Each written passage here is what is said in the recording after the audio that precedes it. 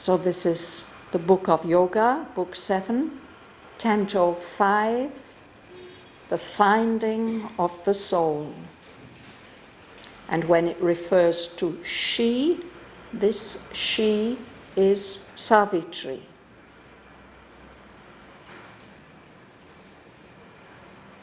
Onward she passed, seeking the soul's mystic cave.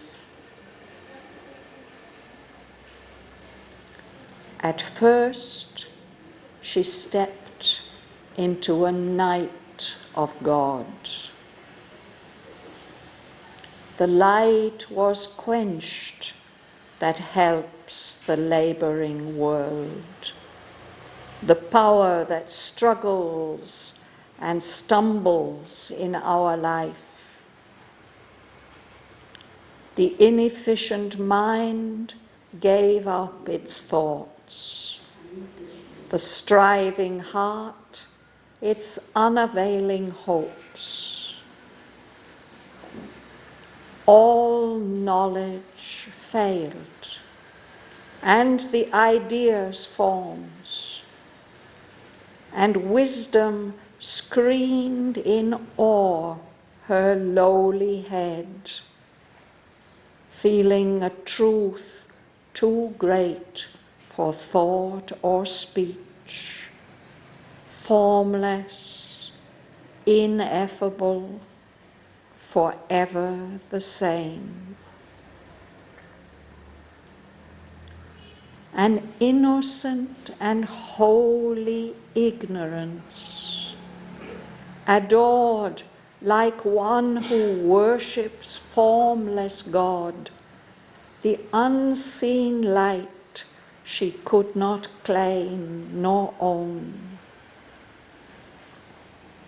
In a simple purity of emptiness, her mind knelt down before the unknowable. All was abolished save her naked self and the prostrate yearning of her surrendered heart. There was no strength in her, no pride of force. The lofty burning of desire had sunk ashamed, a vanity of separate self. The hope of spiritual greatness fled.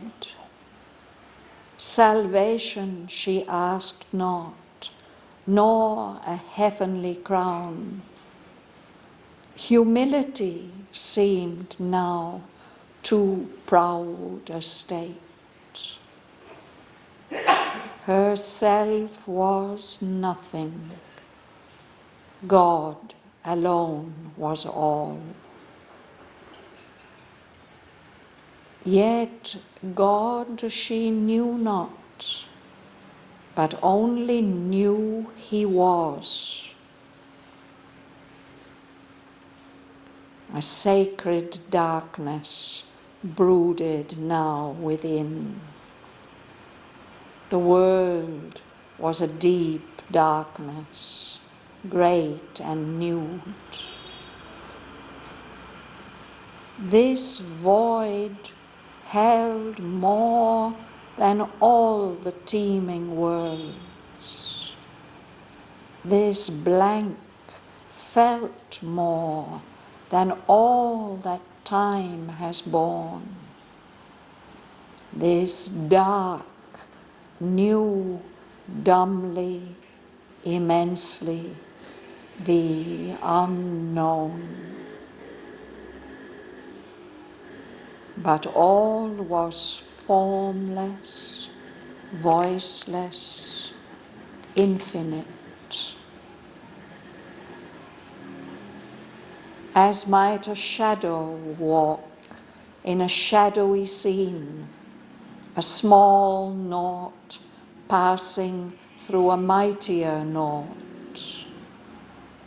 A night of person in a bare outline, crossing a fathomless, impersonal night. Silent she moved, empty and absolute. In endless time, her soul reached a wide end. The spaceless vast became her spirit's place.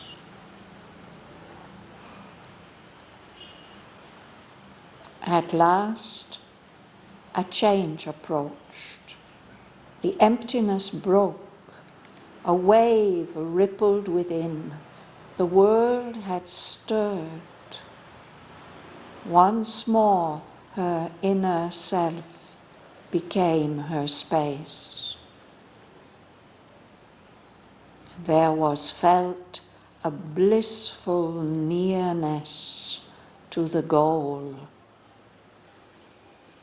Heaven leaned low to kiss the sacred hill. The air trembled with passion and delight. A rose of splendor on a tree of dreams, the face of dawn out of mooned twilight grew. Day came, priest of a sacrifice of joy into the worshipping silence of her world.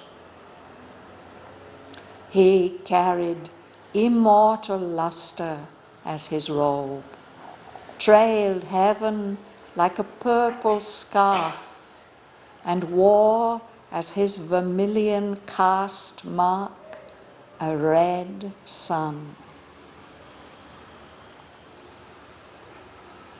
As if an old remembered dream come true, she recognized in her prophetic mind the imperishable luster of that sky, the tremulous sweetness of that happy air, and covered from mind's view and life's approach, the mystic cavern in the sacred hill, and knew the dwelling of her secret soul.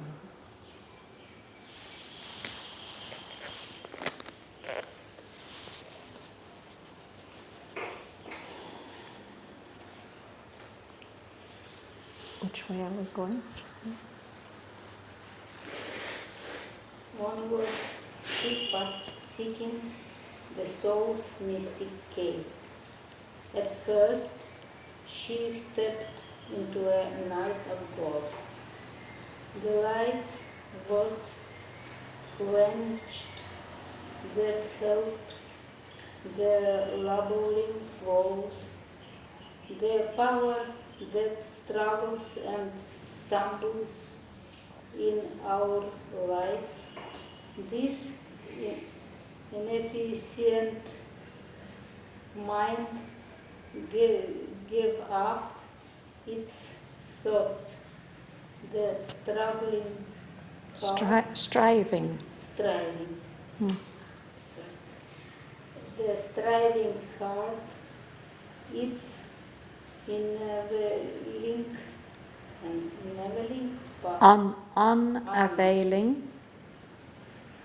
unavailing hopes. Yeah. So this is Savitri. She's come quite far on her quest. She's been pointed out how she has to follow the world's road to its source. And now she has come. She's passed on, seeking the soul's mystic cave. At first, she stepped into a night of God, a kind of divine darkness. Many mystics have spoken about this experience, that when they come very near to the divine secret, they pass through this state of night of God, or the cloud of unknowing, sometimes they call it, into a kind of state which is described very, very beautifully in the next lines. The light that helps the laboring world. I think this is the light of our mind. Was quenched. We quench the flame of a candle or a fire, we pour water on it. If we're very thirsty, we drink something, we quench our thirst. So that light of consciousness that helps the laboring world, this world of ours where so much hard effort goes on, that light is quenched, everything becomes dark. And the power that keeps us struggling and stumbling in our life. Stumbling is when we walk on a very stony place and we keep banging our toes and tripping and falling. That's an image of our life in the world, that we're always making mistakes and tripping up. So this mind of ours, this human mind that is so inefficient, we aim at being efficient, especially the mind likes to think that it's very efficient, that it can get things done, can understand and organize things. But compared to that divine reality, the mind is so inefficient, ineffective. In this night of God, it gave up its thoughts. It just lets them all go. And the heart which is always running after something, wanting to achieve something, it gives up its unavailing hopes. Unavailing, it means useless. To avail in the sense of to achieve something. So unavailing. It's also like inefficient, ineffective. Those hopes of ours, we have so many hopes. All this stops. All knowledge fails, and the ideas formed, and wisdom screams in awe for lowly health, feeling a too great for thought, for speech, formless, ineffable, forever the same.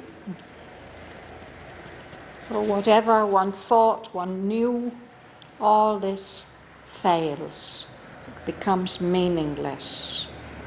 Even the higher level of mind, the formative mind, the forms of the ideas which connect us with the world around us, all this fails. Even the power of wisdom. Wisdom is a high divine power, but in this state she covers her head, bows her head. In awe, she's so worshipping and adoring that higher state. Her lowly head. We say, my lowly head, when we think of ourselves as very small and insignificant. It's the opposite of high, lowly. So wisdom screens her lowly head, feeling a truth too great for thought and speech. a power of truth, or the presence of a truth which can't be thought, which can't be put into words, because it is formless, it is ineffable. It means that it cannot be expressed, or it can't be limited by any expression. That truth expresses itself in many, many different ways, but we can't express it. We can't put it into a formula and say, this is the truth. That is the supreme truth, which is forever the same, always permanent, unchanging. Sergei. And innocent and holy ignorance adore like one who worships formless God. The answer light she could not claim, nor own. In simple purity of emptiness, her mind knelt down before the unknown. Yes. So she, Savitri herself, has become an ignorance, no? An innocent and holy ignorance. It's not this blind ignorance that we have. It's that everything that exists seems to be ignorant in comparison with that high truth. So she's an innocent and holy ignorance, and she feels adoration, she feels worship. And what she is worshipping is the unseen light. She can't see that light, but she feels that it is there, beyond the darkness which she herself seems to be, or to be living in. That light, she can't claim, she can't possess it. So she's simply adoring it, worshipping it, in the same way as somebody who worships formless God. There are great mystics who worship formless God. They don't have any picture or conception of what God is. They simply worship.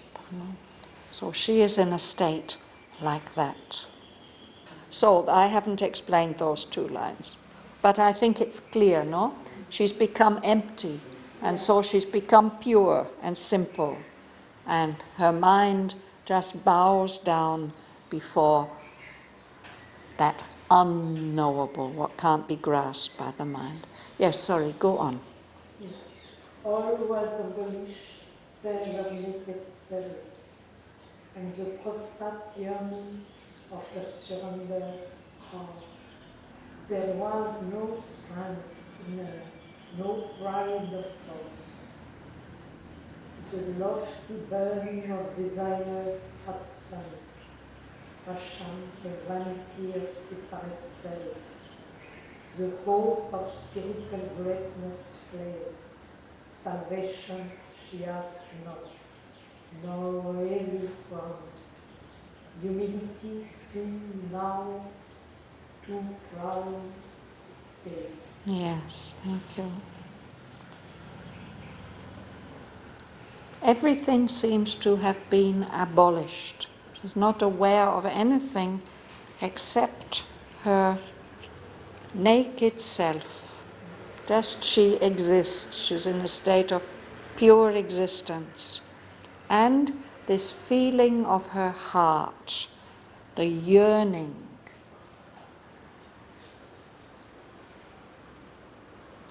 This is a kind of aspiration of longing for something, no? Of her surrendered heart. And her heart has just accepted completely now whatever will happen, whatever will come.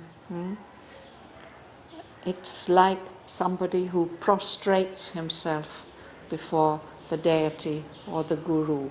The heart has prostrated itself in adoration and surrender. So there's no sense of strength, no pride of force, no? And aspiration sometimes takes the form of a desire, a burning desire. I want to achieve this or that. I want to reach or experience that. That has all died down like a fire that has burnt itself out. No? And it's ashamed to burn up, because that would be something impure. That would be a vanity of separate self. When you desire something, you desire it for yourself, and that means that you feel yourself separate from the one, from the all. No? So desire is like that, and now she can't feel that. Even the hope of some great spiritual achievement has run away. It's no longer there. She's not asking for anything. She's not asking for salvation, for liberation, to be saved.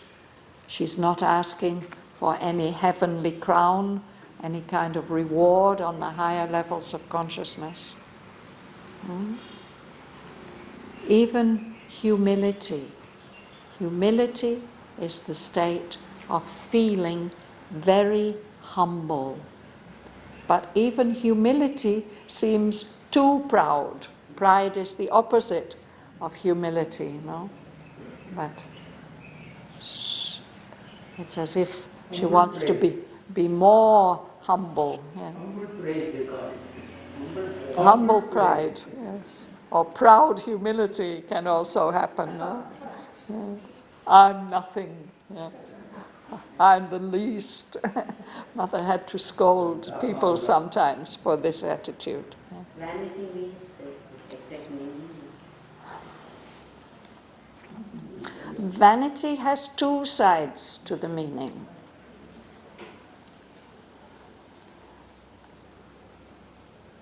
When we were growing up, we were warned against vanity, about feeling too preoccupied about our own appearance and how people see us, and looking in the mirror too much and thinking how pretty we were. But it can also mean in vain, what is useless, inefficient, meaningless. So that separate self, of course, it feels vain, it thinks it is something, and it is also without value, in fact.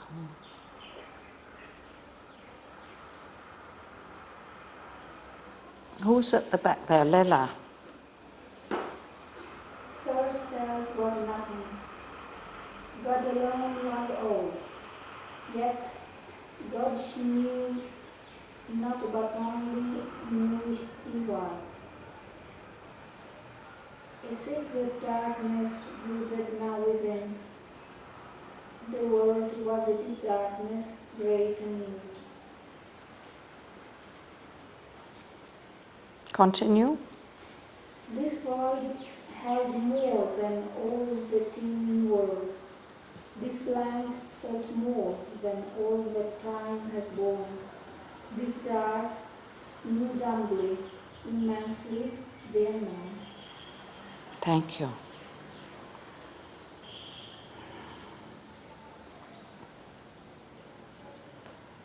So it's as if she is worth nothing, as if she doesn't exist. The only existence, God alone, was all. And yet she doesn't know God. She doesn't know what that is. She doesn't have any sense of knowing him. She only knows that he exists. So within her now, there's this sacred darkness. And it's brooding. So we know that this sacred darkness is going to give birth to something. It's not only that darkness is within her, the whole world seems darkness, a deep darkness on a vast scale, without covering, naked. And yet this deep darkness that she's feeling holds more than all the teeming worlds. Teeming is a word that we use for ants, you know. You go into your kitchen, you haven't cleaned up properly, and there are ants teeming everywhere, so many of them, you can't possibly count them. So when Aurobindo writes all the teeming worlds, it suggests all the worlds of the universe, not only the physical universe, but all the subtle kingdoms and worlds. No? So this emptiness holds more than everything in the manifestation. And this blankness, this state of ignorance and emptiness which she is feeling, is at the same time packed full of intense feeling. It felt more than all that time has known. All kinds of emotions and feelings are there. And this dark which she's experiencing, somehow knows, without being able to express, dumbly, without being able to express in any way, in some immense way, it knows the unknown. Paradoxical sort of state. You don't get the full meaning of that. This dark new dumbly, immensely the unknown. But that means it knows. In some way, but it's dumb, it can't express that feeling of knowing. And at the same time, it's the feeling that in order to know that unknowable, it must be very vast and huge, immense. So there's a widening, a sense that this darkness is containing some vast, unknown but possibly knowable.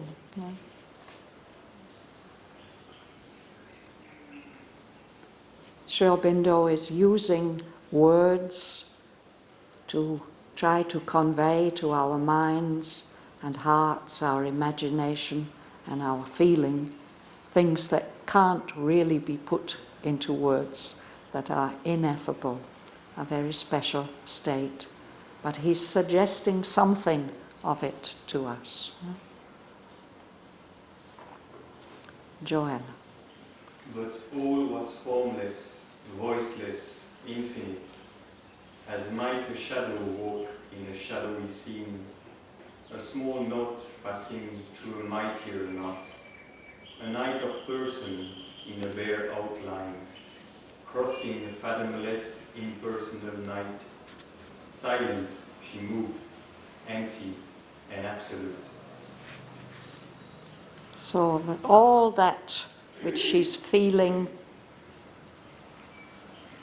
everything is formless, limitless, voiceless, infinite. And she herself, she feels like a shadow passing through a shadowy scene, a landscape or a place. She's just a small nothing passing through a bigger nothing. A night of person. Somehow there's some sense of an individual existence, a person with some quality, but it's a night of person. It's unclear, it's dark what this person is. It's just defined by this bare outline. And that person which is Savitri, is crossing a fathomless, impersonal night, with a night, capital N here. She's got a small n, this night of person. So this vast night which she seems to be passing through now is fathomless. We can't perceive any bottom or ground to this night. And although she has this faint sense of person, that night seems to be impersonal. So silent, she's moving, she feels empty, and yet at the same time, in a way, absolute.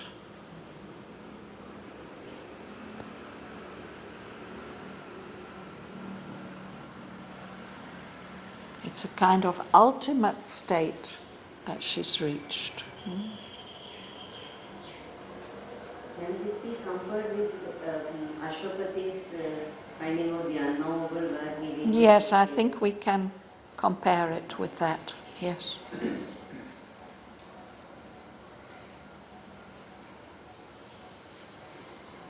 Do you like to read, ma'am? Yes. Yes.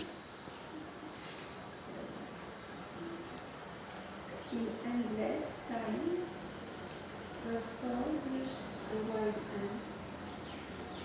The spaceless vast became a spirit space. At last the change approached, the emptiness broke. The well, the food, living, the world had still. Once more, her self became a space. Thank you. Yes. So she moves, feeling so blank and empty and nothing in this fathomless night, but eventually she reaches an end. In endless time, her soul reached a wide end.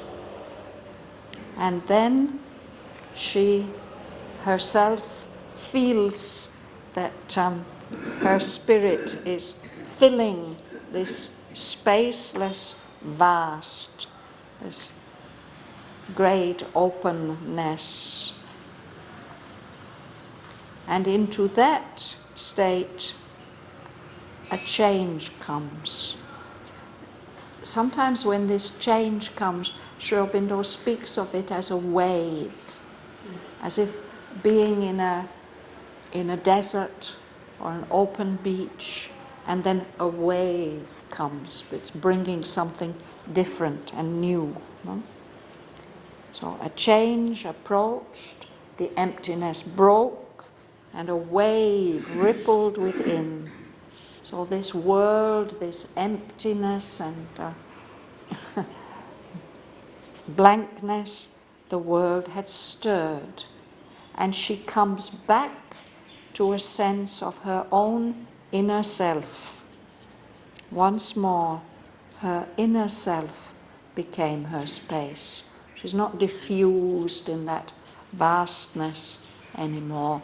She feels herself, her own existence, her inner self. Mahalingam. Brahma felt a blissful nearness to the world. Heaven leaned low to kiss the sacred hill. The air trembled with passion and delight.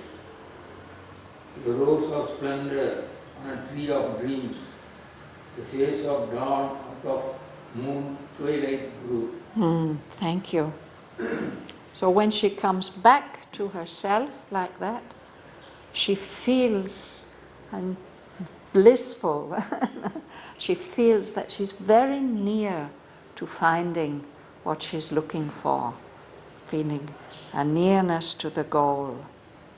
And it's as if heaven, the higher levels of consciousness, are leaning down, bending down to kiss, to give a kiss of blessing to the sacred hill. Later, a few lines down, he mentions this sacred hill again. And I think this is a symbol of the aspiration of earth, of the material principle for union with the higher levels. So there's something wonderful in the air. The air is trembling with intense feeling, with delight. And she's been in this night of God, but now there comes a dawn. And it comes in the form of a rose.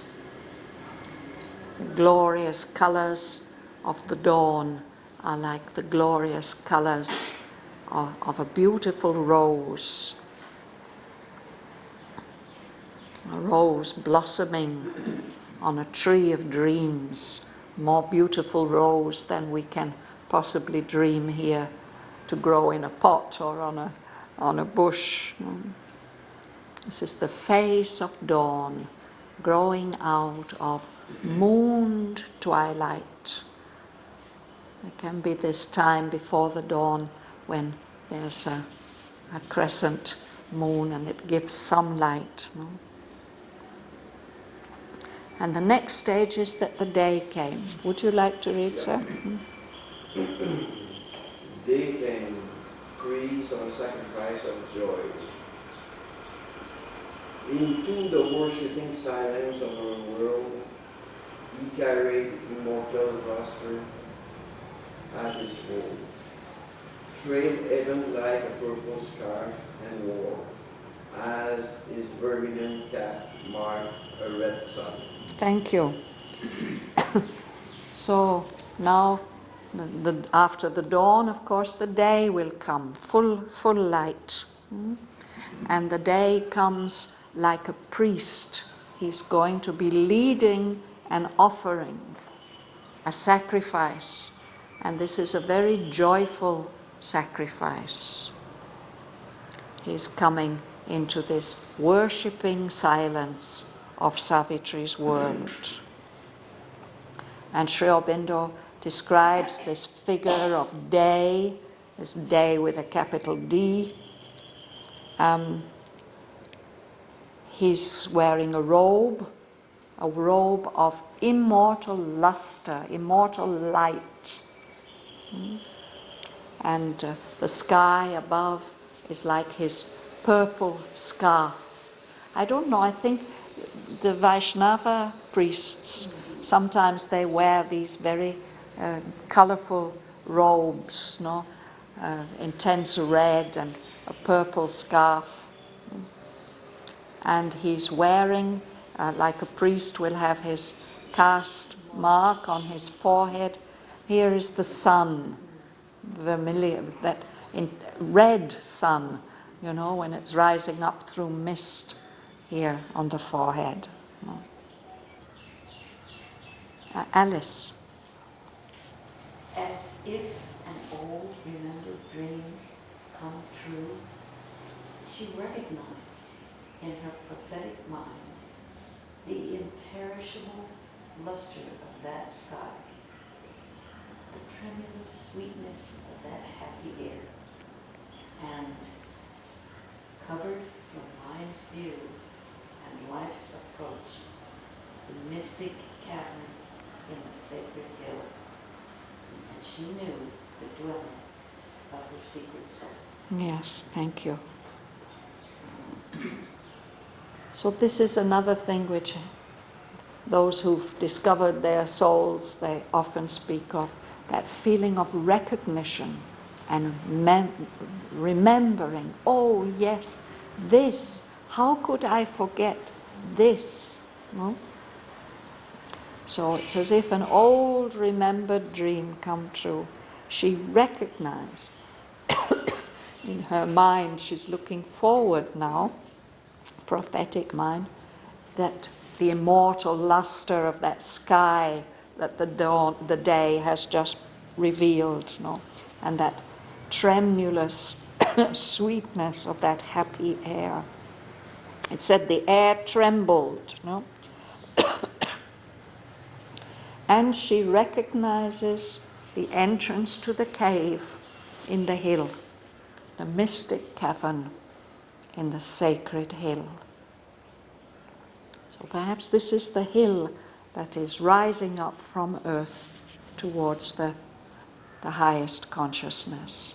And there, in the depths of that substance, there is the secret, the dwelling of the secret soul. When sweetness called tremulous, when is sweetness called tremulous?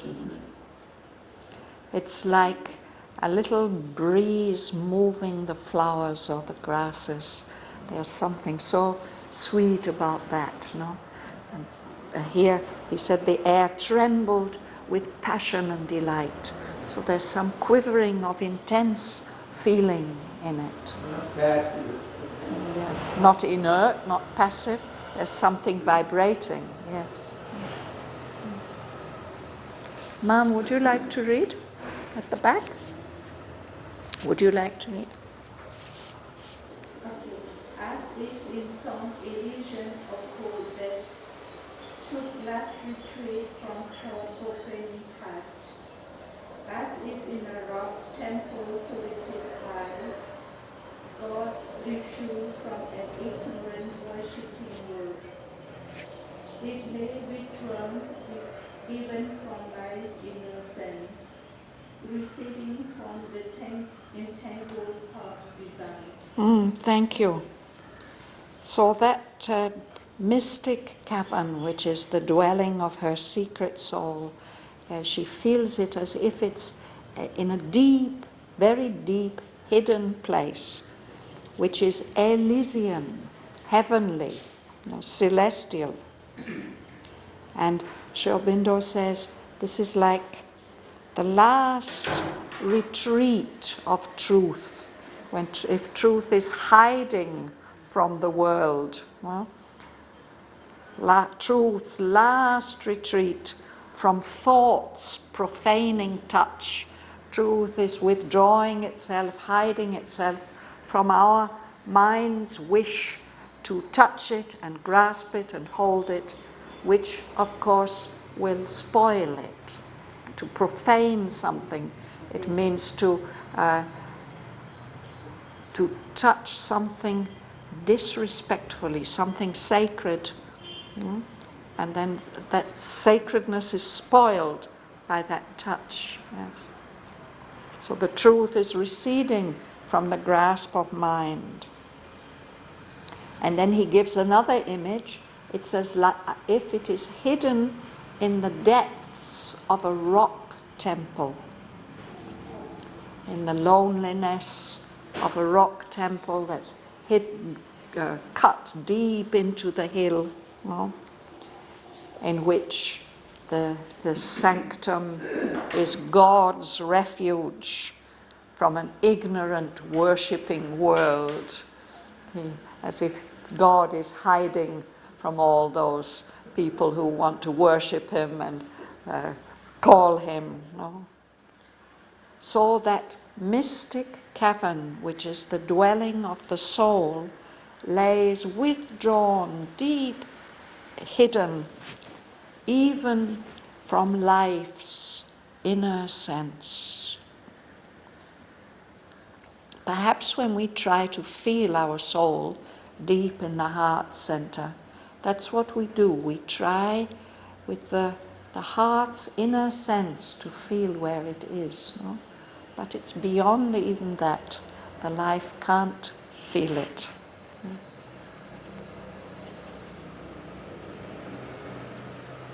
Ati, would you read, please? The mountains moved. Twilight met the eyes, and a holy stillness held that voiceless space. An awful dimness wrapped the great rock door, carved in the massive stone of matter's trance. Two golden serpents round the lintel curled, enveloping it with their pure and dreadful strength, look out with wisdom's deep and luminous eyes. Yes. So here's a wonderful symbolic expression of that entrance to the cave, the mystic cavern. As we look into the cave, there's a twilight, a darkness, a marvelous brooding twilight, mysterious. What will we find in that twilight? And it's very, very still, and the feeling of sacredness, a holy stillness kept, that voiceless space, absolutely silent. And there are doors, great rock doors, and there's a dimness, a kind of mistiness, twilight around them. And he uses this word awful, which is a word that's been completely perverted in our everyday use. We say, oh, it was awful, no? And we use it in a very careless and meaningless way. But of course it's connected with the feeling of awe, of feeling something so great that we don't know quite how to respond to it. Right? So I think that's the kind of dimness. There's some awe-inspiring atmosphere that is all around those great rock doors. And those doors are carved in matter, in the massive stone of matter's trance. Savitri has been asked to find her soul in the heart of matter, and that's what she's doing now, going deep into the body and finding it there. And around the lintel, that's the beam above the top of the doors, there are two golden serpents. Serpents are always energies, usually life energies, not always life energies. These are golden serpents, so it means they belong to some realm of truth. And there are often serpents guarding thresholds and entrances. They are protective powers. So these two golden serpents are enveloping the lintel, the beam above the doors, with their pure and dreadful strength. These are not frightening, vital snakes. These are pure, strong, protective beings. And they are looking out at whoever comes with deep and luminous eyes, full of wisdom. They will see who is coming and understand and know everything about them. Who is the pure, strength, dreadful? The golden serpents.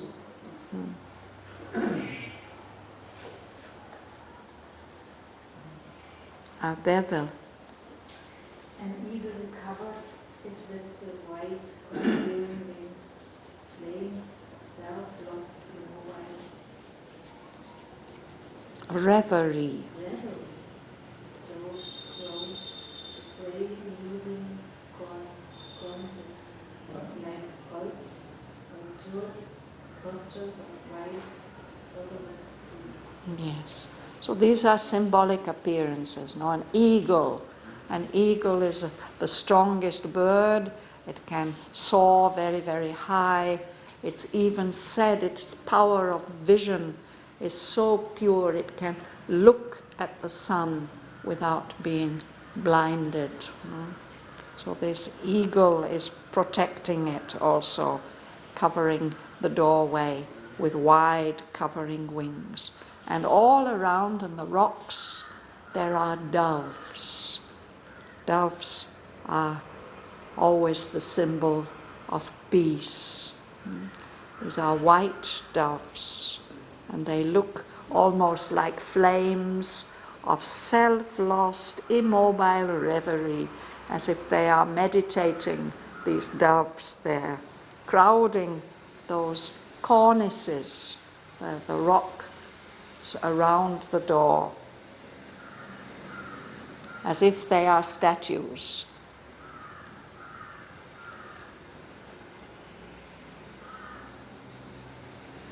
Bhavana. Across the thresholds sleep she entered in, and found herself amid great figures of God, conscious in stone and living without breath, watching with fixed regard the soul of man, executive figures of the cosmic self, world symbols of immutable potency. So she enters across the threshold, and she's in a temple with great figures of gods. But these are not the gods we will find in our temples. These are beings who are conscious even in these forms of stone. They are living even though they are not breathing. They are watching, they are observing steadily the soul of man. And these are executive figures of the cosmic self. That's what gods are, actually. They are executive figures of the cosmic self. They're the powers through which the One acts in the world. No? They are world symbols of immutable potency, unchanging power. So I'm sorry, we'll have to stop there for today. We'll continue next time. It's a little fast. I think we could read these lines. Shall we read together all these lines? We'll go back to the beginning.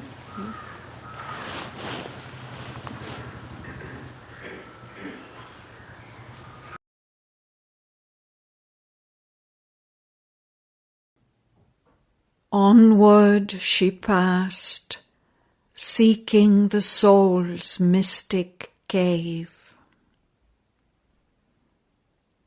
At first she stepped into a night of God.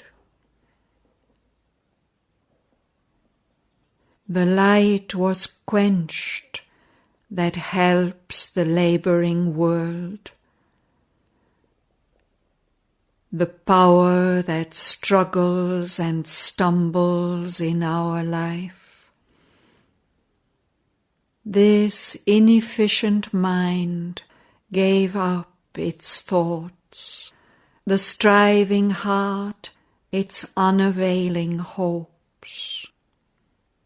All knowledge failed, and the ideas forms, and wisdom screened in awe her lowly head, feeling a truth too great for thought or speech. Formless, ineffable, forever the same. An innocent and holy ignorance, adored like one who worships formless God, the unseen light she could not claim nor own. In a simple purity of emptiness, her mind knelt down before the unknowable. All was abolished, save her naked self, and the prostrate yearning of her surrendered heart. There was no strength in her, no pride of force. The lofty burning of desire had sunk ashamed, a vanity of separate self. The hope of spiritual greatness fled. Salvation she asked not, nor a heavenly crown. Humility seemed now too proud a state. Herself was nothing. God alone was all. Yet God she knew not, but only knew he was. A sacred darkness brooded now within. The world was a deep darkness, great and nude. This void held more than all the teeming worlds. This blank felt more than all that time has borne. This dark knew dumbly, immensely, the unknown. But all was formless, voiceless, infinite. As might a shadow walk in a shadowy scene, a small nought passing through a mightier nought, a night of person in a bare outline, crossing a fathomless, impersonal night. Silent she moved, empty and absolute. In endless time, her soul reached a wide end. The spaceless vast became her spirit's place.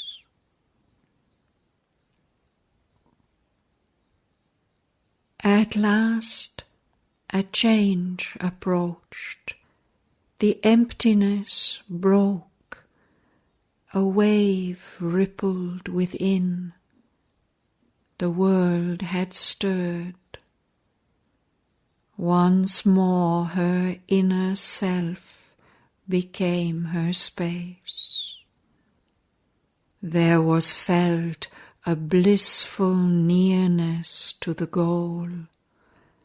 Heaven leaned low to kiss the sacred hill. The air trembled with passion and delight.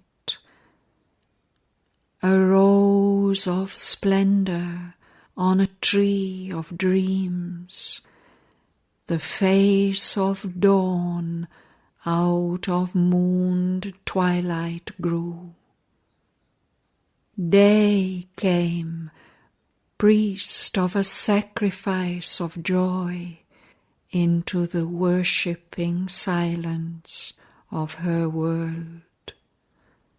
He carried immortal lustre as his robe, trailed heaven like a purple scarf, and wore as his vermilion caste mark a red sun. As if an old remembered dream come true, she recognized in her prophetic mind the imperishable luster of that sky, the tremulous sweetness of that happy air, and, covered from mind's view and life's approach, the mystic cavern in the sacred hill, and knew the dwelling of her secret soul. As if in some Elysian occult depth, truth's last retreat from thought's profaning touch, as if in a rock temple's solitude hid, God's refuge from an ignorant, worshipping world, it lay withdrawn even from life's inner sense, receding from the entangled heart's desire. A marvelous, brooding twilight met the eyes, and a holy stillness held that voiceless space. An awful dimness wrapped the great rock doors, carved in the massive stone of matter's trance. Two golden serpents round the lintel curled, enveloping it with their pure and dreadful strength, looked out with wisdom's deep and luminous eyes. An eagle covered it with wide conquering wings. Flames of self-lost, immobile reverie, doves crowded the grey musing cornices like sculptured postures of white-bosomed peace. Across the threshold's sleep she entered in, and found herself amid great figures of gods, conscious in stone and living without breath, watching with fixed regard the soul of man, executive figures of the cosmic self, world symbols of immutable potency.